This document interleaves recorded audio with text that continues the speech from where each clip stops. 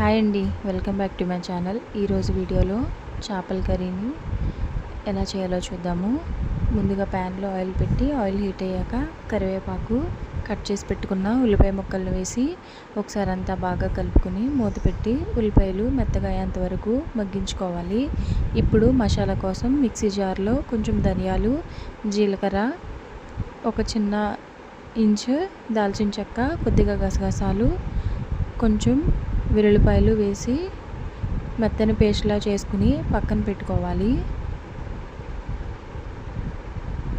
ఇప్పుడు పులుపు కోసం చింతపండుని వాటర్లో వేసి నానబెట్టుకోవాలి. ఈ కర్రీకి చిన్న నిమ్మకాయ సైజ్ అంతా చింతపండు అయితే సరిపోతుంది. ఇప్పుడు ఉల్లిపాయలు కొంచెం మగ్గిన తర్వాత ఇందులోకి కర్రీకి సరిపడంత సాల్ట్, కొంచెం పసుపు వేసి ఒకసారి మళ్ళీ కలుపుకుని మూత పెట్టుకుని బాగా వేయించుకోవాలి. ఇప్పుడు ఇందులోకి మనం ముందుగానే మిక్సీ చేసి పెట్టుకున్న మసాలా పేస్ట్ని కూడా వేసి అంతా బాగా కలుపుకుని మసాలా పచ్చివాసన పోయేంత వరకు వేయించుకోవాలి. ఇప్పుడు ఇందులోకి కర్రీకి సరిపడంత కారం వేసుకుని కారం పచ్చివాసన పోయేంత వరకు వేయించుకోవాలి.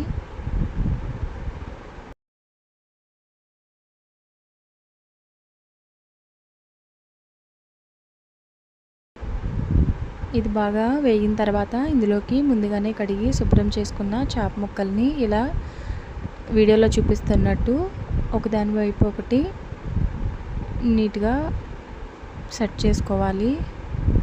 ఇలా అన్నీ పెట్టుకున్న తర్వాత మూత పెట్టి ఒకవైపు కొంచెం వేగనివ్వాలి. ఒకవైపు వేగిన తర్వాత రెండో వైపు కూడా తిప్పి ఇలా మంచిగా ఆయిల్ పైకి తేలేంత వరకు వేయించుకుని ఇందులోకి ముందుగానే నానబెట్టుకున్న చింతపండు రసాన్ని కూడా వేసుకోవాలి. ఇంకా వాటర్ కావాలంటే వాటర్ కూడా యాడ్ చేసుకోవచ్చు.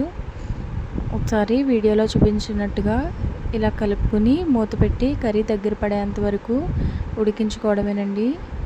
లాస్ట్లో ఇలాగా పచ్చిమిరపకాయలు, కరివేపాకు మీ దగ్గర ఉంటే కొంచెం కొత్తిమీర కూడా వేసుకోండి, మంచి ఫ్లేవర్ ఉంటుంది.